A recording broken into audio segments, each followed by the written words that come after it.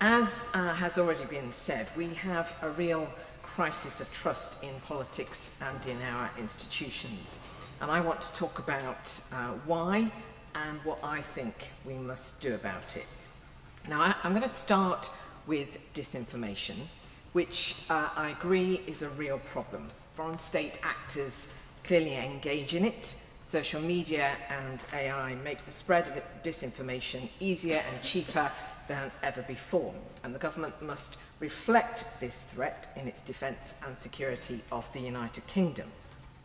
But as real and problematic as disinformation and indeed other foreign state activity described by other noble lords today so far is, it is not why we are experiencing such low levels of public trust in Parliament, politicians, traditional media and many of our other institutions. Disinformation is not pulling people away, as I think sometimes we might find it easier to believe. If we are to earn people's trust again, what we must understand is what we are doing, that is pushing them away from us to look for something new, whether that's different sources of information or political parties or places of solace. Now, I think when we're talking about public trust, it's important to understand that levels vary between different demographic groups. And in fact, one of my bugbears with the BBC when it talks about being the most trusted news provider is its failure to acknowledge, at least publicly, that amongst a certain group, levels of trust in it are very low.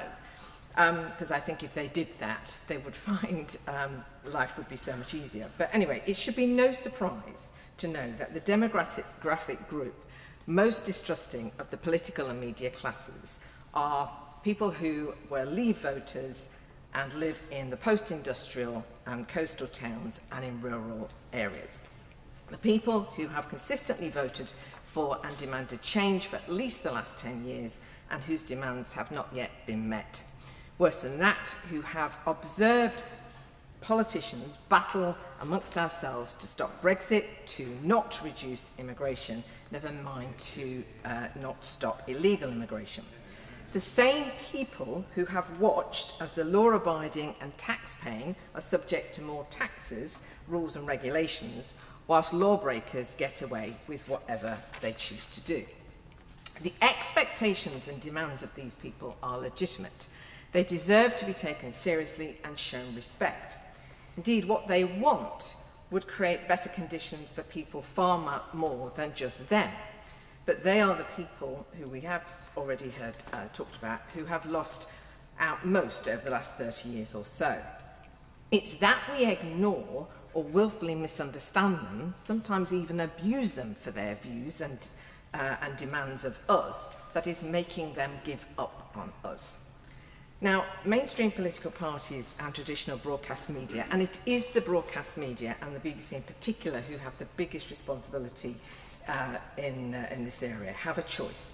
We either acknowledge where we have gone wrong or being too slow when it was obvious we needed to change course, or we continue to see the rise of alternatives who are very good at showing they understand people's legitimate frustrations, even though it's fair to question whether they can or will deliver the solutions they promise. Of course, my own party doesn't escape blame. Mallows, I backed Kemi Badenoch to lead the Conservatives because I believe she has what it takes to meet the challenge that I've described. For example, she's admitted where we went wrong on net zero and our failings on immigration, and is showing how we've learned from that in the plan she's coming forward with. That's why I think she's making some headway. But I know, even though she is making some headway, that my party still has a lot of work to do. But if we all really care about restoring trust in political institutions, the whole political class, and by that I mean all parliamentarians, including the crossbenchers and the bishops, because don't think for one moment that they are not as much a part of the problem as everyone else, have got to start showing we know where we have been going wrong and start putting it right. And whilst, of course, We have policy differences, as we should in democratic polities. It's our disregard and disrespect for what the majority has been voting for that's the common cause of their disrespect and distrust in us. My Lords, time is running out. Our institutions, whether that's political, media and others, should be the solution to our divided society that represents a real threat to our future and is being exploited by our enemies. But we are losing our moral authority to lead these institutions because we are denying our part in creating the problem that our institutions were previously trusted to be the solution to.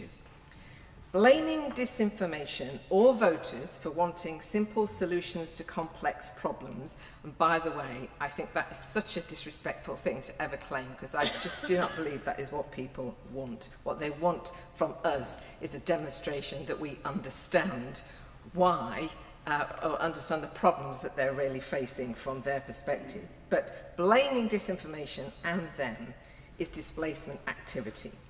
My Lords, if we don't show we understand how we are the problem and that it is us, not the public, who need to change, we will be powerless to stop our institutions from being demolished, or they will crash.